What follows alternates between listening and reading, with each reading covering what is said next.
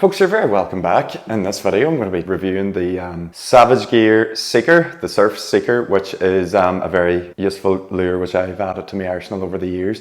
I'll be going through all the positives and the negatives over it, and at the end, be sure to stick around to find out whether it's worth your money to buy it or not, basically. So first of all, I have a few Savage Gear Seekers here. I've been using these the last couple of years to great effect. All the rest, how I found out how I've used them over the years and how to use them effectively, and basically all that sort of jazz. First things first, let's go over the positives. Number one, the effectiveness of the lure. Folks, I've been using these lures for all my sea trout fishing, all my bass fishing in the right conditions. I've had sea trout, I've had bass, I've had plaice, I've had squid on them. Squid of all species, you know. I've even had small sand eels hit the...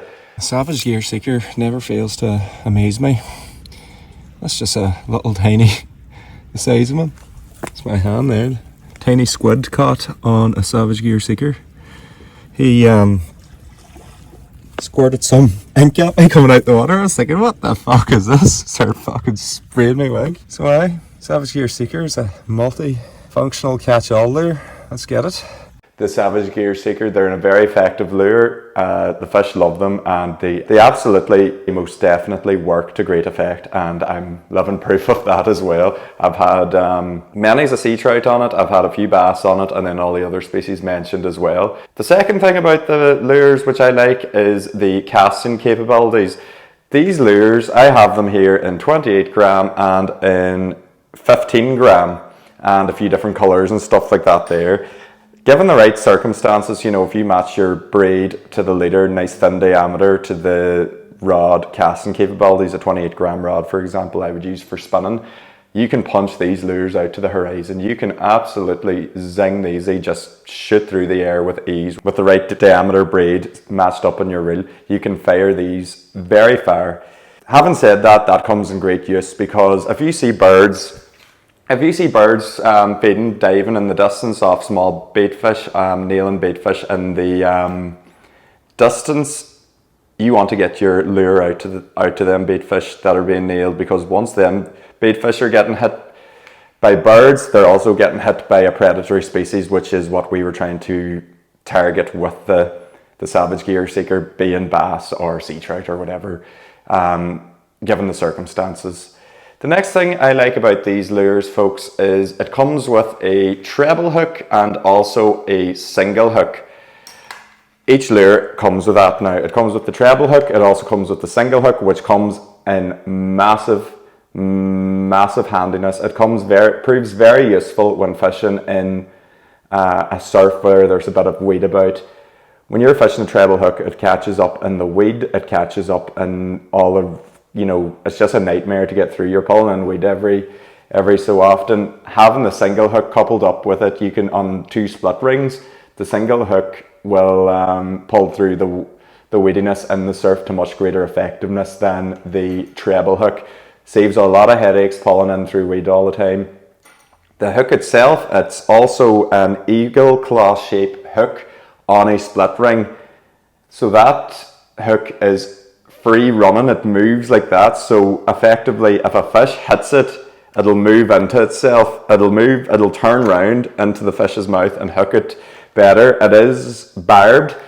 I've been talking to many anglers who fish nothing else other than the single hook. It doesn't affect the hookup rate at all, they've been telling me. I've had bass on the single hook in the surf with a bit of weed, so I've had it first-hand experience of catching bass on the single hook method as well. I've had sea trout on the treble hook as well when there's not much weed about, which, you know, gives you a bit of extra hooking power as well, which is good to see as well. It comes in an array of different colours. I have like a midnight pearl colour there, that's, you know, fishing silhouettes at night time, cloudy, murky water. It's a very sandy kind of colour there for your natural bait. This here's like an luminous UV colour as well, so on a clear day that'll attract a fish on a clear day as such. So it comes in many different colours. I've seen them in red, I've seen them in blue, I've seen them in the colours used as well. I don't have the red, but I've caught on the red, which was given to a lend by a friend as well. So that's everything I like about them as such. What I don't like about them, folks, is the price of the lure. The price is, I think, starting off around £6.50 to £7. At the end of the day, it's a glorified piece of metal with a treble hook on the end of it. It's shaped nice, it has all the technology, but that's what it is. It is a hard metal lure, which you're thinking, what are you paying £7.50 for? You can argue the effectiveness of it proves the mark of the price, which it does in theory, but my theory is that Savage Gear is an industry market leader.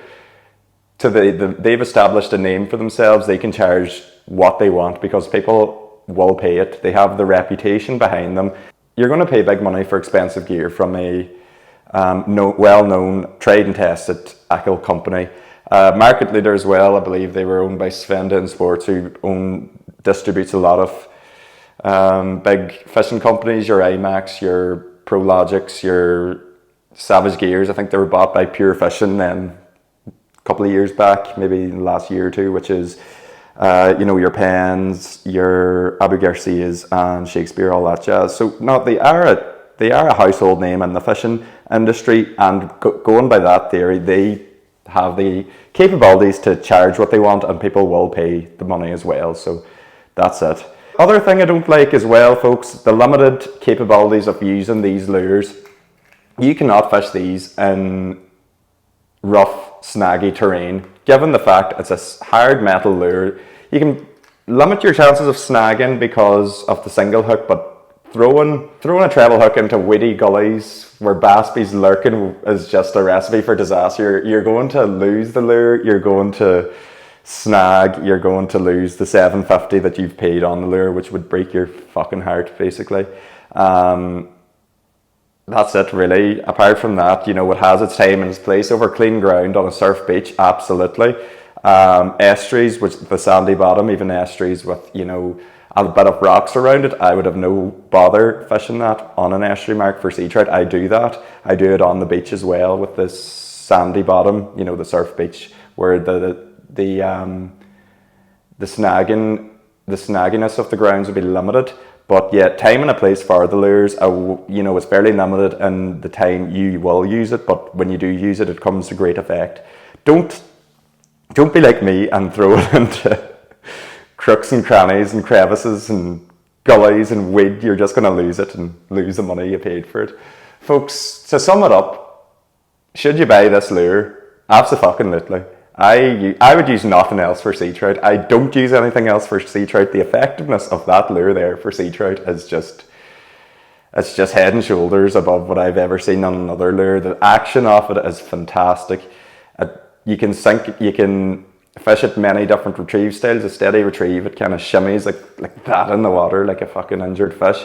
You can sink and draw it. You can, pull it and let it sink, and it's fluttering down through the ground as well on the drop, which you'll get takes on the drop as well. All in all, well worth the £7 upwards of what you will pay for it because of the effectiveness and the fish you will catch as well using them.